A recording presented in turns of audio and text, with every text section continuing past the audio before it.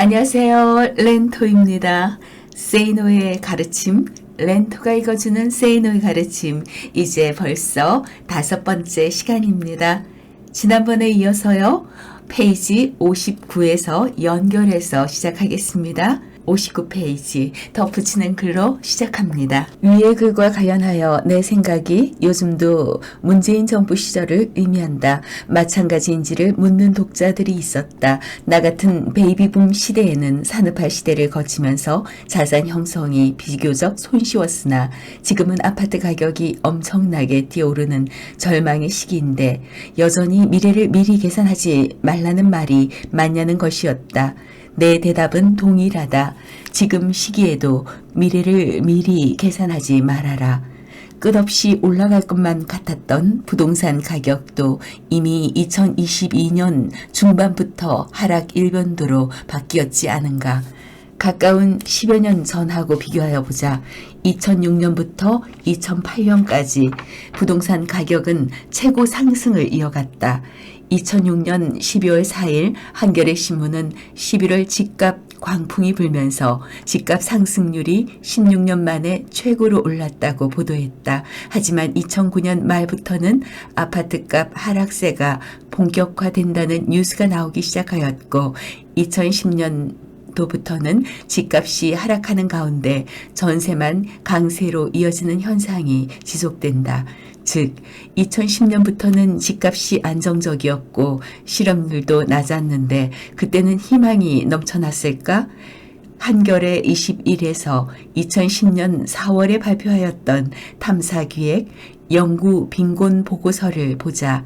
그 보고서의 서두는 이렇게 시작된다. 지금도 가난해도 열심히 일하고 자식 교육을 잘 시켜 나중에는 혹은 내 자식들은 잘 살 수 있도록 하겠다는 희망의 절대 빈곤은 사라졌다. 그 자리에 나중에도 내 자식들도 남들처럼 잘 살기는 어려울 것 같다는 절망의 상대 빈곤이 자리 잡고 있다. 세상에 대해 분노를 느끼는가? 노인, 성인 자녀 가구의 23.1%가 그렇다고 답했다. 노력해도 가난에서 벗어날 수 없다고 생각하는가? 노인, 성인 자녀 가구의 58.5%가 그렇다고 답했다. 같은 응답을 한 노인 가구는 48.8%였다. 부자들에 대한 부정적 인식과 세상에 대한 분노를 묻는 질문에서도 노인과 성인 자녀 가구는 노인 가구보다 강렬하게 응답했다. 노인과 성인 자녀 가구의 38.5%는 부자들이 불법 편법으로 돈을 번 것으로 생각하고 있었다. 이러한 내용이 과연 지금하고 크게 다른 게 있을까? 시대와 상관없이 절망의 골짜기는 언제나 깊이 파여 있었고 그 골짜기 위의 하늘은 언제나 회색빛이었다. 덧붙여 나는 마블이나 DC의 영화들을 별로 좋아하지는 않지만 다크나이트 라이즈에 나오는 명장면은 기억한다. 지하 동굴 감옥에서 웨인이 빠져나오려고 몸에 밧줄을 묶고 벽을 타고 기어 올라가는 장면 말이다. 마지막 단계는 꽤 거리가 먼 곳에 돌을 잡아야 하는 것. 그것을 못 잡으면 떨어져 죽는다. 이에 웨인은 밧줄을 몸에 묶고 시도하였으나 실패한 바 있다. 하지만 깨닫는다. 밧줄을 몸에 묶는 것 자체가 실패하여 떨어져 죽는 것을 두려워하기 때문이라는 것. 최후의 웨인은 밧줄 없이 맨몸으로 동굴벽을 오르기 시작한다. 그리고 성공한다. 스크래치 하라는 이유가 바로 이것이다. 소제목, 건강을 잃으면 모든 것을 잃는다고? 나는 부자가 되고 싶어하는 사람들에게 일과 관련된 공부를 할 때는 피를 토하는 자세로 하라고 한다. 특히 30대 중반 이전에는 빠르면 빠를수록 좋다. 적어도 2년에서 3년 동안은 길면 길수록 좋다. 그렇게 살아야 한다고 말한다. 길거리에서 허비하는 시간이 없어야 하므로 최대한 일터나 학교에 가깝게 살면서 시간을 아끼고 밥을 많이 먹으면 졸려서 책을 제대로 읽지 못하므로 밥을 굶거나 조금만 먹으라고 하고 내가 밥을 굶으라고까지 하는 것은 실제로 쫄쫄 굶으라는 뜻이 아니라 밥 대신 다른 것을 간단히 먹으라는 뜻이다.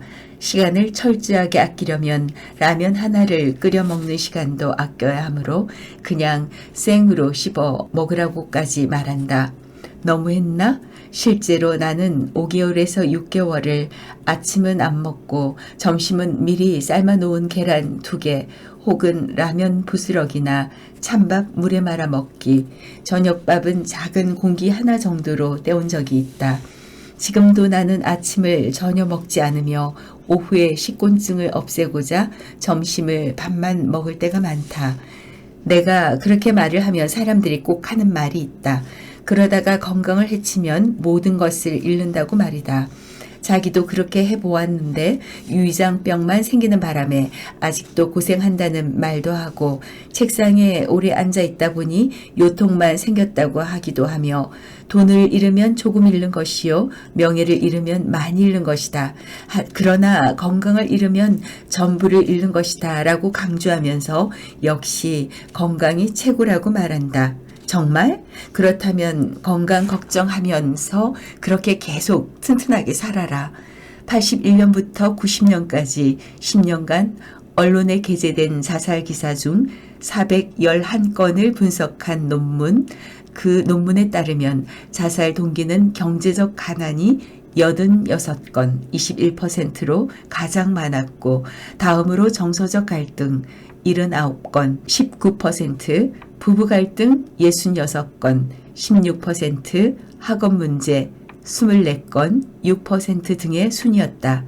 또 자살의 심리적 원인은 절망과 고독감 117건, 29%, 열등감 52건, 13%, 갈등 상황 도피 47건, 11%의 순으로 조사됐다. 연령층별 자살률은 20대가 가장 높고 다음으로 30대, 10대의 순으로 나타났으며 남자가 여자보다 2배가량 많았다. 그로부터 10여 년이 지난 뒤 통계청이 내놓은 99년 한국인의 사망 원인 분석에서도 자살자는 10대에서 30대에 집중되는 현상을 보였고 그들 세대에서 자살은 교통사고 다음의 최대 사망 원인으로 나타났다. 즉 자살자들은 젊고 싱싱하고 건강한 10대에서 30대 중에서 가장 많이 나오며 건강 상실이 동기가 되어 자살하는 사람은 많지 않음을 알 수 있다. 이것 좀 이상하지 않은가?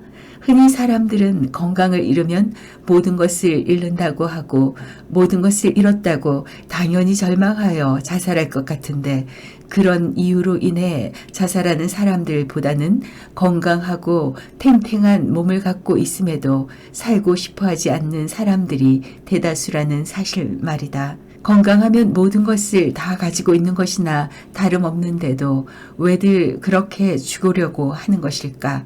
몸이 건강하다고 해서 모든 것을 다 갖게 되어 고민 끝, 절망 끝, 행복 시작이 되는 것은 아니기 때문 아닌가? 어느 독자에게 프로 과외 선생이 되는 쪽으로 삶의 방향 전환을 권유했던 적이 있다. 그때 일을 어떻게 하는지 방법론을 구체적으로 알려주면서 빠지지 않은 사항이 있는데 농땡이 치지 말고 학생을 손님으로 여기면서 하루 종일 가르치는 일과 가르치는 것과 관련된 일, 즉 교재를 준비하는 일과 가르치는 일에만 미친 듯 몰두하라는 것이었다. 일요일이건 공휴일이건 쉬지 말라고 했다. 그가 내 지시대로 몇 개월을 하다가 일주일에 하루 정도는 쉬고 싶다고 하였을 때 내가 한 말은 엄살 떨고 있네. 아직도 정신을 차리지 못했다. 였다. 1년 정도 지나 피곤함에 쓰러져 며칠 동안 병원에 있었다는 메일을 받았을 때 내가 한 말은 당장 종합 비타민을 2알씩 먹으라였다. 돈도 좋지만 건강을 잃으면 모든 것을 잃지 않느냐는 그의 말에 내가 한 말은 이랬다. 그 잘난 건강을 가지고 있었을 때 너는 당장 죽고 싶은 마음뿐이었지 않은가? 자살하는 사람들 중 99%는 건강한 몸을 갖고 있으면서도 스스로 목숨을 끊는다. 그러니 개소리 말고 밥이나 철저하게 제때 찾아 먹어라. 차가운 샌드위치라도 제때 먹기만 하면 죽지는 않는다. 내가 그에게 한 달에 하루는 푹 쉬어도 좋다고 한 시기는 그의 예금액이 2억 원을 넘어가기 시작했을 때였는데 메일을 주고받은 지 2년이 채 안 된 시기였다. 세계보건기구는 건강을 신체적으로 병이 없는 상태이면서 정신적, 사회적으로도 안녕인 상태라고 정의한다. 몸 건강한 노숙자는 정신적, 사회적으로 안녕한 상태는 아니므로 건강한 사람이라고 할 수 없다. 그저 몸 하나 튼튼하다고 건강한 것은 아니라는 말이다. 정신적, 사회적으로 안녕한 상태가 아니면 육체적 건강은 위협을 받는다. 핀란드의 투르크시 직업병 전문 연구소가 조사한 바에 따르면 경기가 침체 국면에 있을 경우 근로자들은 더 많은 질병을 앓게 되는데 고용 불안과 일터에서의 분위기 변화 등으로 불안감이 생겼기 때문이라고 하며 실제로 실직하게 되면 사망률마저 높아진다고 한다. 이에 덧붙여 핀란드 헬싱키 대학의 연구팀은 250만 명을 대상으로 조사한 결과 실업률이 낮을 때 실직하면 사망하기 쉬우나 실업률이 높을 때 그럴 가능성이 작아진다는 것도 발견하였다. 연구팀은 실업률이 낮을 때 실직한 사람은 본래부터 건강에 나쁜 생활 습관과 성격 등을 가지고 있었을 가능성이 높기에 사망률이 높은 것이며 실업률이 높을 때는 심신이 건강한 사람들도 실직한 가능성이 높아지고 주변에 실직자가 많다 보니 실직으로 인한 스트레스도 줄어들어 사망률이 낮다고 덧붙였다. 한편 의학자들은 자신의 능력을 넘어서는 과중한 업무를 하게 되면 정신적, 육체적 스트레스가 지속적으로 누적되면서 신경이나 관절 등 신체 조직이 긴장하여 면역력이 떨어지고 뇌출혈, 심혈관계 질환, 뇌경색, 심근경색 등을 일으키게 된다고 한다. 이런 연구 결과들을 종합하여 보면 결국 능력을 키워야 스트레스도 줄일 수 있고 건강도 유지 가능하다는 사실을 알 수 있다. 능력을 키우려면 내가 권유하는 바대로 공부를 할 수밖에 없다. 하지만 밤늦게까지 공부를 하고 낮에 일을 하게 될 때 느끼게 되는 피곤함이나 체력의 한계는 어떻게 극복해야 할까? 나는 하루에 10몇 시간씩 육체를 혹사시키라는 것이 아니다. 육체에는 한계가 분명히 있다. 때문에 적절한 휴식이 필요하다. 우리 몸은 기계가 아니니까 말이다. 하지만 두뇌의 활동에는 그런 한계가 없다고 나는 믿는다. 휴식 삼아 영화를 보건 음악을 듣건 뭘 하건 간에 두뇌는 생각을 멈추지 않는다. 잠을 자지 않는 이상 두뇌는 계속 활동한다. 심지어 잠을 자는 동안도 눈동자가 움직이고 뇌파에 변화가 있는 것을 보면 두뇌는 수면 중에도 완전히 쉬고 있는 것은 아닌 듯 싶다. 내가 피토하듯 하라는 것은 어느 한 분야에 정신을 계속 집중시키면서 두뇌를 계속 사용하라는 뜻이다. 물론 건강을 해치면서까지 그렇게 하여야 한다는 뜻은 아니다. 그러나 엄살은 부리지 말라. 나 역시 건강체는 아니다. 몸무게도 표준 체중 미만이고 나이 50에 허리 둘레 30인치를 갖고 있을 정도로 말랐다. 아주 어릴 때부터 잔병 치레가 많았고 큰 병도 몇 번 앓았던 경험이 있다. 번역 일을 할 때는 하루 10몇 시간 이상 원고지를 메꾸느라 어깨가 떨어져 나가는 듯한 아픔을 늘 갖고 살았다. 잦은 해외 출장으로 인한 시차 때문에 위장병에 걸려 오랫동안 고생한 적도 있고 몇 년에 한 번씩 재발하곤 하는 12지 궤양을 아직도 갖고 있다. 급성 폐렴에 걸린 줄도 모르고 지독한 감기에 걸렸나 보다 생각하며 돌아다니다가 병원에 초응급으로 입원한 적도 있다. 심한 목 디스크로 고생하기도 했었다. 아프리카 깊은 산속에서 어깨에 벌레 물린 물집 같은 것이 생겨 대수롭지 않게 여겼는데 엄청 아파 고생한 적도 있다. 나중에 한국에 돌아와 진찰을 받아보니 대상포진이라는 병이었다. 게다가 뭔가를 만든 일을 좋아하는 취미가 있다 보니 파편이 눈에 들어가는 바람에 거의 실명 위기 직전까지 간 적도 있다. 하지만 나도 늙어간다. 30대만 하더라도 코를 골거나 이를 갈거나 방귀를 뀌지 않았는데 지금은 이를 갈거나 코를 골 때도 많다고 하며 가끔 저녁에 방귀도 뿡뿡 끼는 것을 보면 몸이 확실히 예전과 같지는 않다. 내가 20대부터 40대 초까지 열심히 일을 하면서도 한편으로 계속 뭔가를 읽고 배워나갈 수 있었던 것은 신체 리듬을 유지하였기 때문이다. 한창 일하였던 시기에는 취미생활을 위해 몸을 많이 사용하는 것을 극도로 꺼려하였는데 그 다음 날의 컨디션을 유지하기 위함이었다. 오늘 밤에 읽어야 할 책이 있다면 나는 절대 술을 마시지 않는다. 새벽까지 술을 마심으로써 다음날 엉망이 된 경우도 있었지만 그런 경우는 10년에 한 번 정도뿐이었다. 내가 제일 싫어하는 직원들은 술을 통제하지 못하고 마셔대는 사람들, 교회에서 철야 예배를 마치고 출근하는 사람들, 일요일에 등산이니 뭐니 하면서 몸을 극도로 사용한 뒤 월요일에 출근하는 사람들이었다. 나는 육체의 리듬을 깨는 일을 토요일에 할 것을 권유한다. 사람들이 무엇인가 열심히 하다가도 육체적, 정신적 스트레스를 견디지 못하고 결국은 건강이 최고다라는 말에서 피난처를 찾는 이유가 무엇일까? 우선 그 노력의 결과가 즉각 가시적으로 나타나지 않기에 기쁨을 즉시 느끼지 못하기 때문이다. 예컨대 학생의 경우 죽으라고 공부한 결과 몇 개월 후 치른 시험에서 성적이 쑥 올라가게 되면 그때부터는 신이 나서 누가 뭐라고 하건 간에 공부하게 되고 자기가 공부하는 것에 대한 나름대로의 깨달음도 얻는다.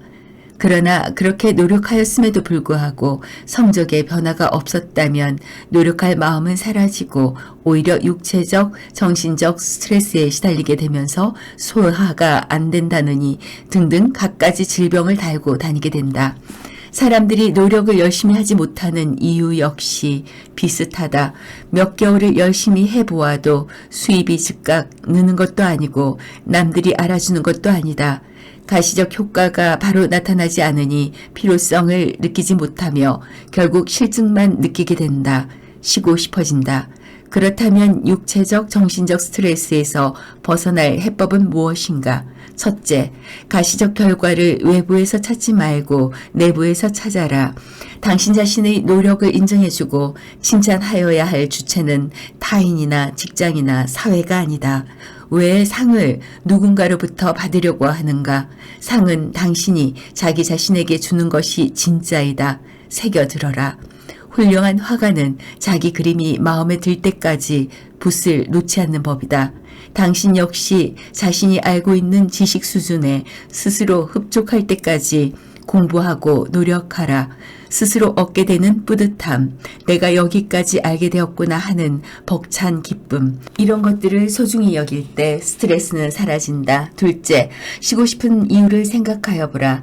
당신이 허약 체질이라도 재미있는 컴퓨터 게임은 쉬지 않고 24시간 이상도 할 수 있을 것이다. 재미를 느끼는 데다가 육체적 에너지의 손실이 크지 않고 두뇌를 사용하는 일이기 때문이다.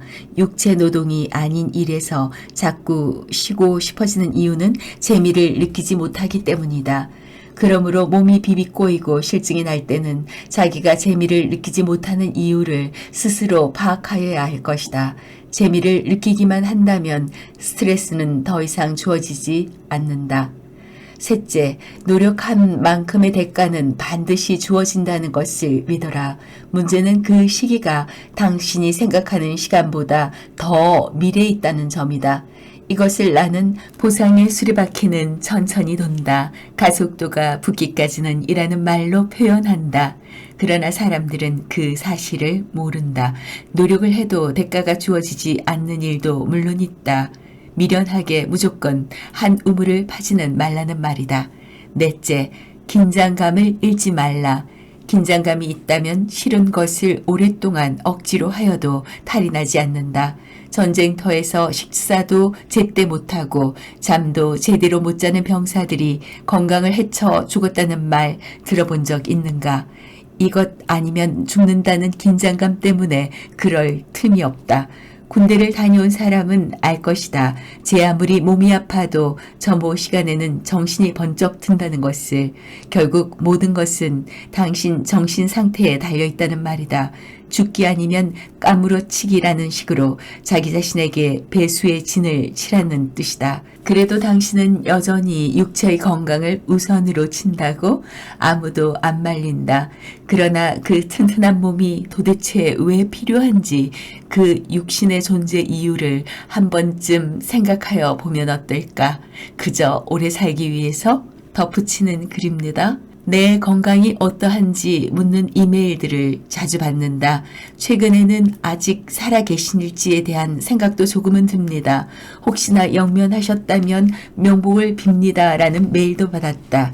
나는 아직까지 그럭저럭 괜찮지만 세월을 이길 수는 없지 않은가. 10분 이상 고민하지 말라. 어니 젤렌스키의 느리게 사는 즐거움에 이런 말이 나온다. 우리가 하는 걱정거리의 40%는 절대 일어나지 않을 사건들에 대한 것이고 30%는 이미 일어난 사건들, 22%는 사소한 사건들, 4%는 우리가 바꿀 수 없는 사건들에 대한 것들이다. 나머지 4%만이 우리가 대처할 수 있는 진짜 사건이다. 즉 96%의 걱정거리가 쓸데없는 것이다. 나는 고민거리를 오직 두 가지로 나눈다. 내가 걱정해 해결할 수 있는 고민과 해결할 수 없는 고민이다. 내일 비가 오면 어떻게 하나? 우산을 준비하면 된다. 비를 멈추는 일은 당신 능력의 한계를 벗어난다. 그것은 신의 영역이다. 신의 영역에 속하는 문제는 신에게 맡겨라. 그리고 오직 당신이 걱정해 줄 수 있는 문제들만 고민하고 해결책을 찾아라. 나는 낙관론자도 아니고 비관론자도 아니다. 그저 고민의 핵심을 정확히 스스로 파악해 문제를 해결하는 데만 노력하는 쪽이다. 당신에게 어떤 고민이 있다고 치자. 머리를 싸매고 며칠 누워 있으면서 걱정을 하면 문제가 해결되는가? 조용한 바닷가로 가서 며칠을 쉬면 방법이 생각나는가? 전혀 그렇지 않다. 어떤 문제에 대해 우리가 생각할 수 있는 시간은 10분도 안 된다. 무슨 걱정거리가 있건 그것을 종이에 적어보라. 틀림없이 서너 줄에 지나지 않는다. 그 몇 줄 안 되는 문제에 대해 10분 안에 해답이 나오지 않으면 그것은 당신으로서는 해결할 수 있는 고민이 아니다. 그런데도 당신은 그 10분을 질질 고무줄처럼 늘려가면서 하루를 허비하고 한 달을 죽이고 1년을 망쳐버린다. 머리가 복잡하다고 하면서 말이다. 하지만 사실은 해결 방안도 알고 있으면서 행동에 옮기는 것을 두려워하는 경우가 대부분이다. 실직을 당한 친구가 있었다. 살아갈 길이 막막하다고 몇 개월을 고민하고 술에 취해 있는 모습을 보았다. 고민의 핵심은 간단하다. 취직이 안 된다는 것이다. 왜 안 될까? 경기가 어려워서? 천만의 말씀이다. 핑계를 외부에서 찾지 말라. 채용될 만한 사람이 아니기 때문이다. 그렇다면 해결책이 나온다. 채용될 만한 사람으로 탈바꿈해야 한다. 앤드류 매튜스는 마음 가는 대로 해라에서 이렇게 말한다. 새벽에 일어나서 운동도 하고 공부를 하고 사람들을 사귀면서 최대한으로 노력하고 있는데도 인생에서 좋은 일은 전혀 일어나지 않는다고 말하는 사람을 나는 여태껏 본 적이 없다. 나는 올빼미 체질이어서 늦게 자기에 새벽에 일어나지는 않지만 그의 말을 믿는다. 고민이 많다고 해서 한숨 쉬지 마라. 고민은 당신의 영혼을 갉아먹는다. 문제의 핵심을 정확히 파악하고 해결책을 찾아 그대로 실행하라. 해결책이 보이지 않으면 무시하라. 고민 하나 안 하나 결과는 똑같지 않은가. 그러므로 고민은 10분만 해라.